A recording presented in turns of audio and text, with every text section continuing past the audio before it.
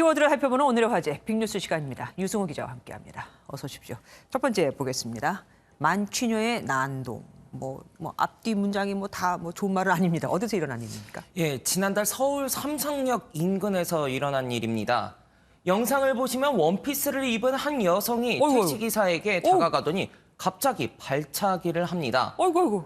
택시기사의 목덜미를 붙잡고 수차례 엎어치기를 시도하기도 합니다. 급기야 날라차기까지 하는 모습도 보이죠. 어머. 주변 시민 서너 명이 달라붙어 말리고서야 겨우 난동은 멈췄습니다. 아니, 왜 그런 겁니까? 무슨 추행이라도 당한 겁니까? 이 여성은 곧바로 경찰에 연행이 됐는데 만취 상태였다고 합니다. 폭행 사실을 전혀 기억하지 못할 정도로 만취였는데요. 유도를 배운 것 같다는 네티즌 댓글도 있을 정도로 폭행 수준이 심각했습니다. 다행히 택시기사는 크게 다치지는 않았습니다. 아니, 날라차기까지 하는 걸 보면 운동을 하긴 한 분 같긴 합니다. 그런데 그럴수록 더 조심해야죠. 아유, 무섭습니다. 두 번째 키워드 보겠습니다. 7m 가림막. 7m면 굉장히 큰 거 아닙니까? 어디에 왜 생겼습니까? 예, 이번 주 초 퇴임하고 경남 양산 사저로 간 문재인 전 대통령 소식입니다. 네.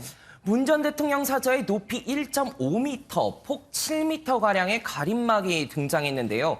퇴임 직후 문 전 대통령이 고양이를 안고 이동하는 모습이 보인 곳입니다. 네. 경호처는 사생활 보호 차원에서 가림막을 설치했다고 전했습니다. 현장을 방문한 지지자들은 혹시 문 전 대통령을 볼 수 있을까 했는데 아쉽다며 발길을 돌렸다고 합니다. 자꾸 외부에서 보니까 불편하게 했나 봅니다. 그런데 저렇게 막아놓으면 안에서도 참 답답할 텐데 참 어쩔 수 없겠죠. 다음 보겠습니다. 호랑이 밥 된 낙타. 그러니까 호랑이가 낙타를 먹었다는 거죠, 지금. 대구의 한 동물원에 있었던 안타까운 소식입니다. 지난 2019년 문을 열었던 이 동물원은 코로나 사태를 이유로 2년 전 문을 닫았습니다. 이후 사실상 폐허가 된 동물원에 남겨진 동물의 건강관리는 전혀 이루어지지 않았습니다. 예. 지금 보시는 낙타 중 한 마리는 종양을 제거하지 못하고 병사했는데요. 아이고. 그런데 동물원 원장이 낙타 사체를 제대로 처리하기는커녕 오히려 다른 동물원의 호랑이에게 먹이를 주라고 지시한 것으로 나타났습니다. 검찰은 동물원 원장을 동물보호법과 야생생물보호법, 동물원 관리법 등의 혐의로 기소했습니다. 그러니까 옆방 친구를 먹으라고 준 거 아닙니까? 아무리 폐사했다고 해도. 그것도 병으로 죽은 건데 말이죠. 낙타 문제만 있는 건 아닐 것 같습니다. 예, 다른 동물들도 관리가 전혀 안 된 것으로 나타났습니다. 네. 고드름으로 가득 찬 이 전시실, 원숭이가 생활했던 곳입니다. 화면을 보시면 원숭이가 당근을 허겁지겁 먹고 있는데요. 그러네요. 관리가 전혀 안 된 겁니다. 가둬두면은 관리를 해주는 게 당연한 건데 정말 안타깝습니다. 다음 보겠습니다. 100만 명 사망.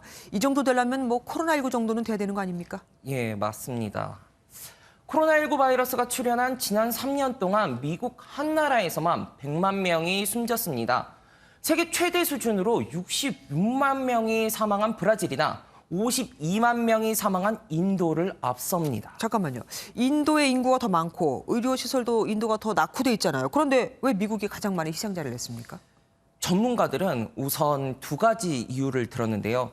비만이나 고혈압 등 기저질환자가 많고 백신 접종을 기피하는 정서 등을 대표적인 주요 원인으로 꼽았습니다. 네. 특히 트럼프 전 대통령이 코로나를 감기 취급하면서 마스크 의무화 지침도 뒤늦었고요.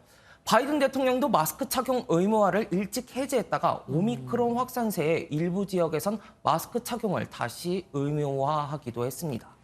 우리나라는 2만 3천 명이 넘게 코로나19로 목숨을 잃었습니다. 정말이지 현세는 현명한 지도자가 필요합니다.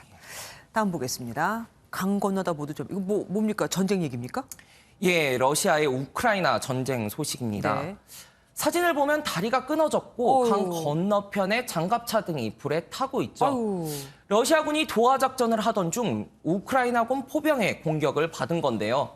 이 공격으로 러시아군은 73대의 기갑 차량과 1,000명이 넘는 대대급 병력을 잃었습니다. 예, 인력이 너무 많이 숨졌네요. 엎친 데 덮친 격으로 러시아 측 입장에서 봐서는 안 좋은 소식 또 있더라고요. 예, 뒤에 보시다시피 중립국이었던 핀란드가 북대서양 조약기구 나토 가입을 공식화했습니다. 74년 만입니다. 핀란드가 나토에 합류하면 러시아와 나토의 전선은 1,300km 더 길어집니다. 나토의 동진을 막겠다며 전쟁을 일으킨 러시아로선 역풍을 맞은 건데요. 그러니까 핀란드는 러시아하고 많이 접해 있잖아요. 예, 바로 붙어 있습니다. 스웨덴 역시 나토 가입을 타진하고 있습니다. 하지만 비준을 거치려면 1년 넘는 시간이 걸리는데 궁지에 몰린 러시아가 군사 행동 수위를 높일 수 있다는 우려도 나오고 있습니다. 그러니까 중립국으로 쭉 있어 왔는데 러시아가 우크라이나를 침략하는 걸 보니까 불안해서 오히려 나토에 가입하려는 거 아니겠습니까? 예, 맞습니다. 러시아는 뭘 더 이뤄야 깨달을 수 있을지 모르겠습니다. 네, 지금까지 픽뉴스 유승호 기자와 함께했습니다. 고맙습니다.